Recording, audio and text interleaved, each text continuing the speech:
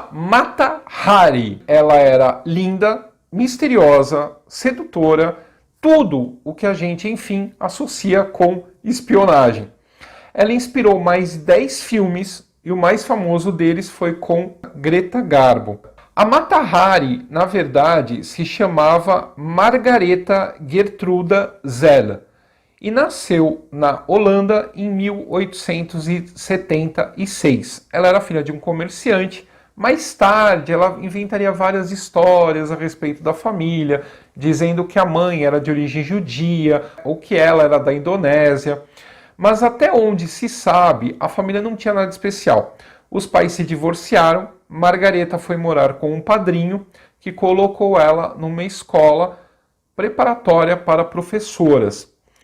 Ela era muito bonita, o diretor da escola começou a se insinuar para ela e o padrinho acabou tirando ela da escola quando ela tinha 16 anos de idade. 2 anos depois, ela viu o anúncio posto num jornal por um militar chamado Rudolf MacLeod, que ia partir para a Indonésia e estava procurando uma esposa. Os dois se casaram e partiram para a ilha de Java, onde ele como militar foi servir. Lá, na Indonésia, ela teve 2 filhos com o marido. O casamento não deu certo, ele era ciumento, ele bebia, ele tinha amantes, ele batia nela. A Margaretha largou a família, largou esse marido e começou a estudar a cultura da Indonésia, as danças da Indonésia. Adotou o nome de Mata Hari, que quer dizer olho do dia, na língua malaia, mas acabou deixando de lado essa veia artística e retornou para o marido. Quando um dos filhos deles morreu, provavelmente envenenado por uma criada, eles resolveram retornar para a Holanda, onde eles se divorciaram. O marido acabou tirando a guarda da filha e a Margaretha, adotando o nome de Mata Hari, passou a sobreviver dançando artisticamente. Em 1903, ela foi para Paris, onde ganhou fama como dançarina exótica e também como modelo, chegando a posar para fotos de nu artístico. Mata Hari contava toda uma história de que ela era uma princesa de Java que tinha estudado dança sagrada hindu desde a infância e fazia um espetáculo provocante que incluía tirar as roupas até ficar só com um peitoral e um arranjo de cabeça. Ela não gostava dos seios, então deixava os seios cobertos. Às vezes. Ela chegou a ter vários amantes ricos e poderosos e conforme a idade foi chegando, a dança não rendia mais tanto. Ela acabou se tornando uma cortesã de luxo que atendia políticos e oficiais do exército. Quando estourou a Primeira Guerra Mundial, a Holanda ela permaneceu neutra. Então, como ela era cidadã holandesa, ela conseguia continuar viajando por países ocupados, inimigos e tal. Durante a Primeira Guerra Mundial, ela conheceu um jovem oficial russo em Paris, chamado Vadim Maslov. O Vadim ele fazia parte de um grupo expedicionário que o Império Russo enviou para a França para auxiliar os franceses no fronte ocidental, para reforçar o fronte ocidental.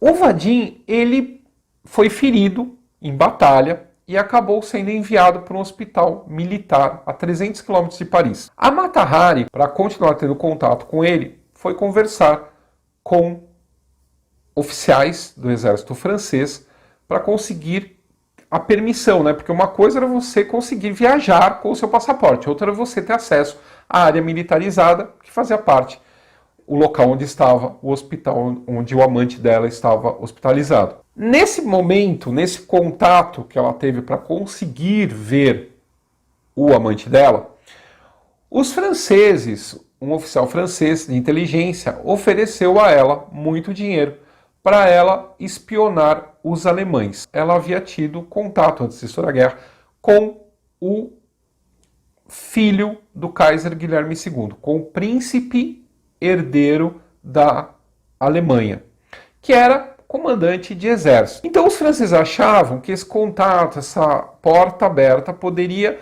inseri-la dentro desse universo militar alemão, onde ela conseguiria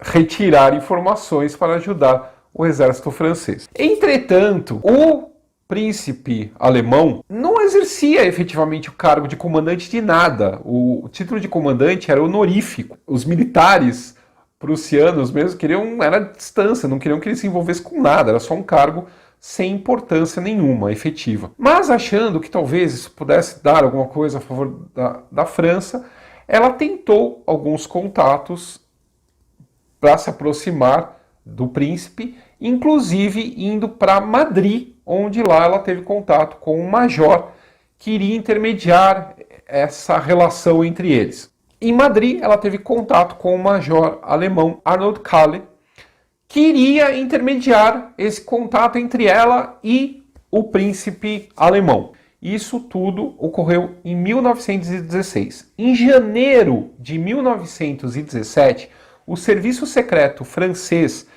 interceptou uma comunicação alemã falando a respeito de uma agente francesa a quem dava o nome de H-21, que estaria passando informações militares para os alemães. Então, portanto, uma agente dupla. O conteúdo da mensagem demonstrava que essa agente só poderia ser a Mata Hari. Mais tarde, ela admitiu que os alemães também ofereceram a ela dinheiro em troca de informações militares. Mas não se sabe se ela aceitou por causa disso ou se ela mentiu que tinha informações do lado francês para se aproximar do príncipe. Ou ainda, se os alemães descobriram que ela estava espionando pela França e mandaram a mensagem para os franceses acreditarem que ela era uma traidora. Outra hipótese, também muito aceita, é que ela passou segredos para os alemães. Só que esses segredos não passavam de fofocas do que ela ouvia em Paris e a respeito da vida sexual dos comandantes militares franceses. O chefe da espionagem alemã, quando viu que estava sendo gasto dinheiro com essa mulher em troca dessa porcaria dessas informações, teria feito de propósito esse vazamento dessa informação para o lado dos franceses para se livrar dela. Em fevereiro, a Mata Hari foi presa em Paris, acusada de espionagem. Ela foi julgada, ela foi levada a julgamento em julho de 1917, acusada de ter sido a responsável direta pela morte de 50 mil soldados franceses, devido a essas informações que ela teria passado para o inimigo. O agente francês que a recrutou fez de tudo para tentar mostrar que ela era uma pessoa desonesta, que nem a história da vida dela era verdadeira, que ela era uma sedutora de homens e que por isso não era confiável.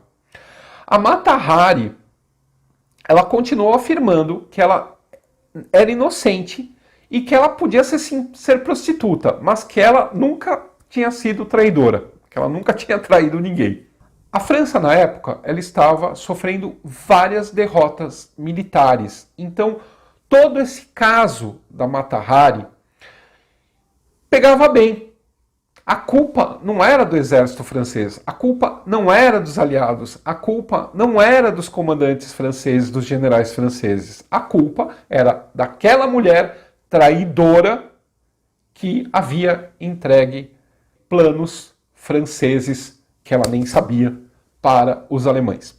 Mesmo sem evidência alguma, ela foi condenada à morte por fuzilamento e foi executada a 15 de outubro de 1917.